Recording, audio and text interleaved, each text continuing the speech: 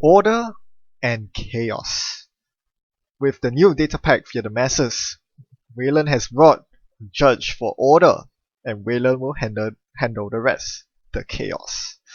So, today I'm going to be experimenting with Zealous Judge, and what better ID to play it in than the ID that gives the runners tags. So, Zealous Judge's biggest problem is that you need to somehow tag the runner, which means that most likely you're gonna have to spend a lot of influence on tagging mechanisms. There are two ways to go about this that I've identified. You can or three ways rather. You can go for passive tagging, two different ways. One is by ice, you have Data Raven, that is the most reasonable option.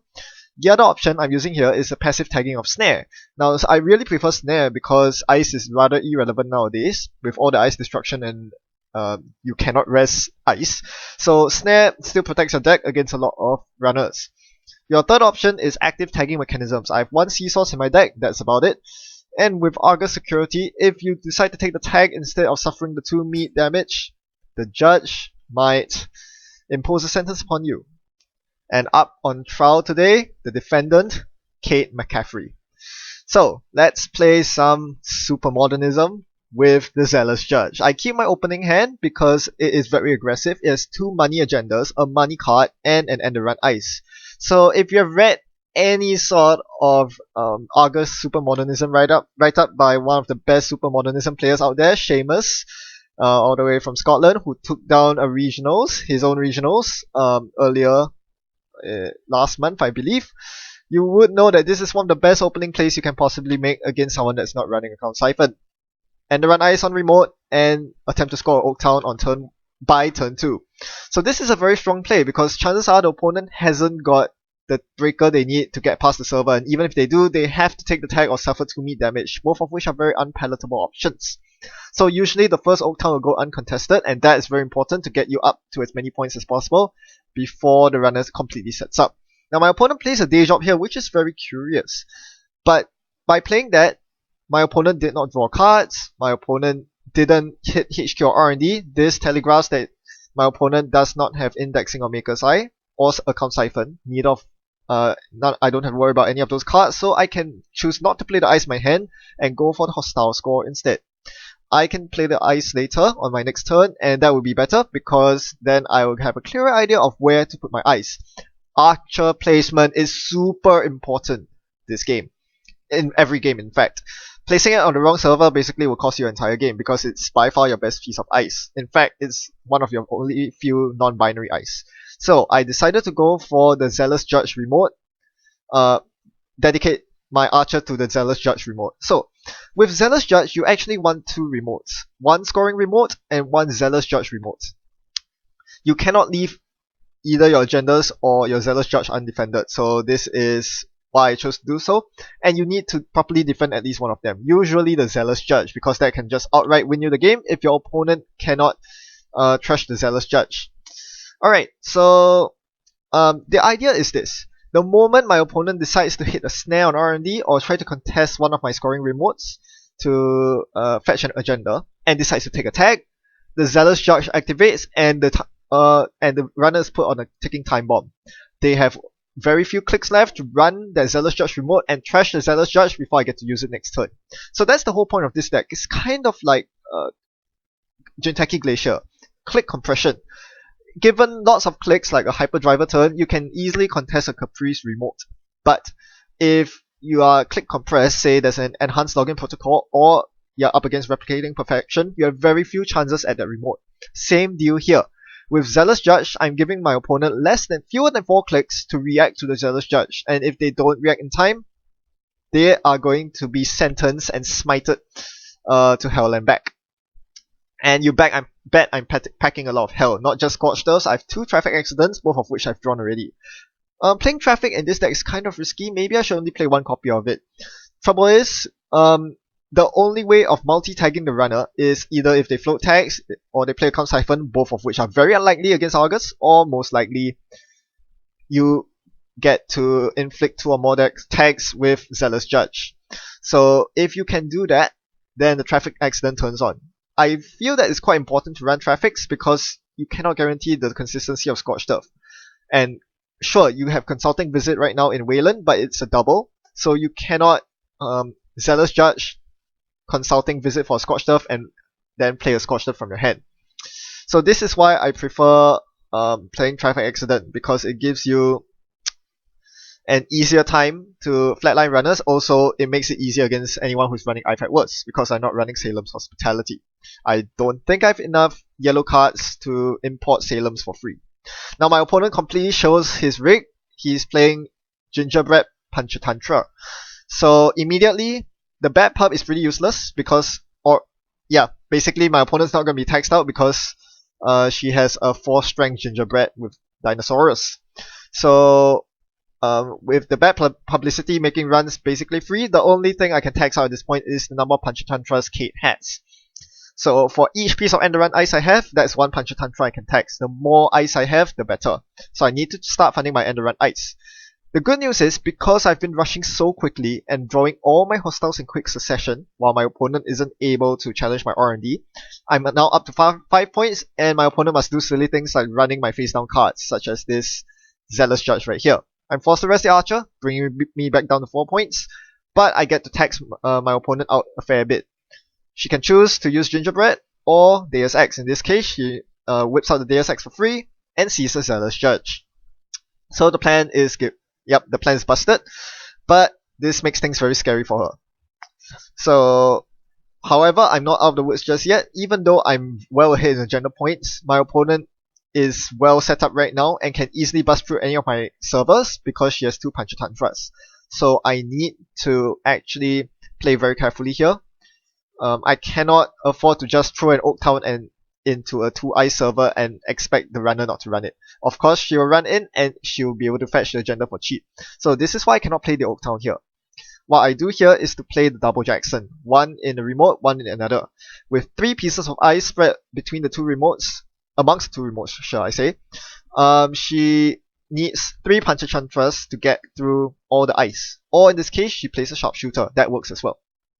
The Sharpshooter gets her through the Archer without requiring a Panchatantra, meaning that she can use the other 2 Panchatantras with the Gingerbread to contest server 1.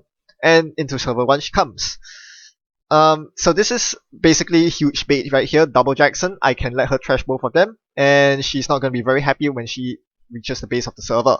A snare would be really, really good. Snare into Zealous Judge is something I could do. It's kind of like a mind game, because if the runner hits the Zealous Judge before the snare, you're kind of sad. But yep, this is something you can do. I don't have snares or Zealous Judges right now, so I'm just gonna force her to make 2 completely useless runs.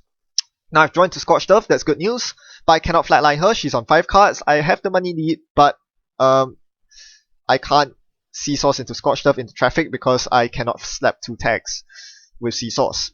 So I'm going to double draw with Jackson, and I draw into something really amazing here. I draw into 2 installables, 2 cards that can be never advanced, the Atlas and the Zealous Judge. So I immediately overwrite 1 Jackson and pop the other Jackson to fetch the first Jackson back into my deck. So now I have 1 Atlas and 1 Zealous Judge between the 2 remotes. So again, my opponent's forced to check them. Or rather, she's not really.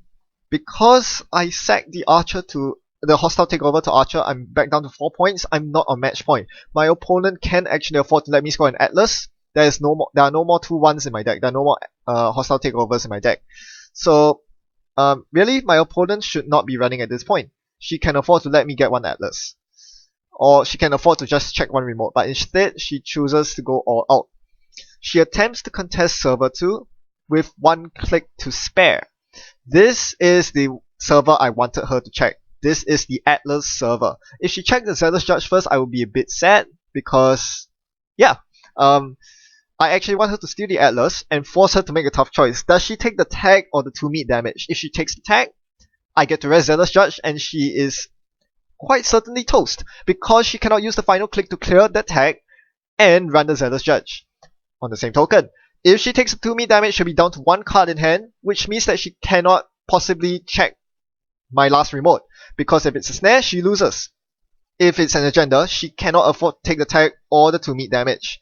So I basically left my opponent with no options here. My opponent has to take the 2 meat damage and cannot check any servers, but she plays way too aggressively here. She thought that I was on match point and that it was going to be GG, so she just made a Hail Mary run on R&D. What she didn't realize was that I wasn't on match point, so that was basically what lost her the game. At this point, I'm more than happy for her to come into R&D and see 2 cards. If she hits a snare, it's game over. There are still 3 snares in my deck. Turns out I didn't even need her to hit the snare. She just hit the agenda, forcing the tag on her, and that's game. I could scorch her right now, but just to show that I'm running Zealous Judge, I'm gonna res the Zealous Judge in the face, give her 2 tags, and slap her with the traffic accident for the win. Smell the air, Scorpio. That is the smell of fear. The Panau government's fear. Alright, jokes aside, I think this game perfectly illustrates how, with Zealous Judge, you're able to fork the runner in so many ways that they cannot possibly keep you under control. As you saw this game, I had full control of the runner's tempo. I dictated when and where the runner was forced to run. And that means that I can likely pull out a win when I can manipulate them into making runs that they really, really don't want to make. That being said, it is very reliant on runner misplays because of that fact. A calm, cool and collected runner can easily overpower you. In that game, my opponent